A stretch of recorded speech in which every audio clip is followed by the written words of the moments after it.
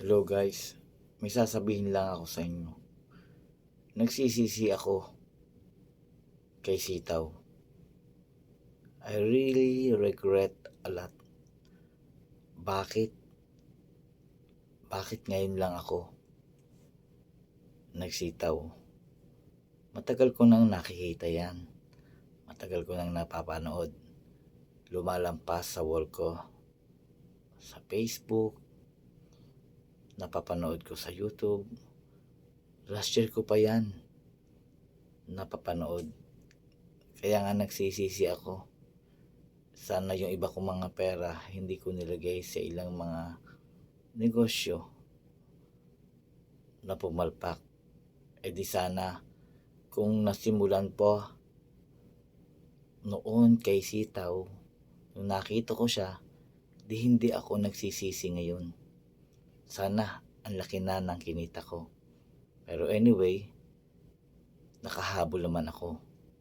Kaya lang ang payo ko sa mga nakikita ang Sitaw business, tanggalin nyo na po yung kaisipan ninyo na ito ay scam, na ito ay Ponzi scheme, dahil mismo sa sarili ko napatunayan ko na it really work and help a lot.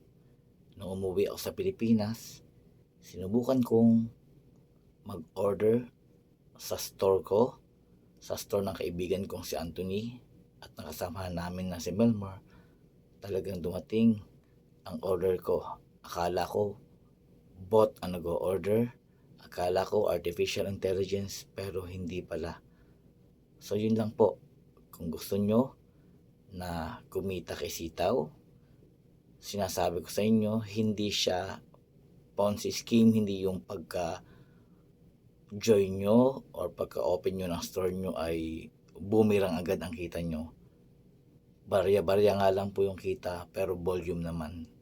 Kaya sa mga nagkakaroon ng interest na subukan ang Sitaw para hindi kayo magsisisi, hanggat hype na hype, hanggat napakainit pa, ang dami o volume, nagiging seller ni Sitaw at nagiging partner, simulan nyo na.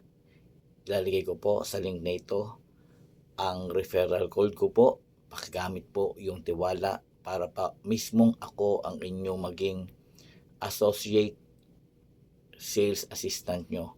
Ako yung mismo ang maging sales assistant ninyo at pwede kayong makipag-communicate sa akin via email pong nakalagay doon at mismong sa aking Facebook page na Maestro Manalo. Ilalagay ko rin po ang link ng mga social media accounts ko dito sa baba ng video na ito.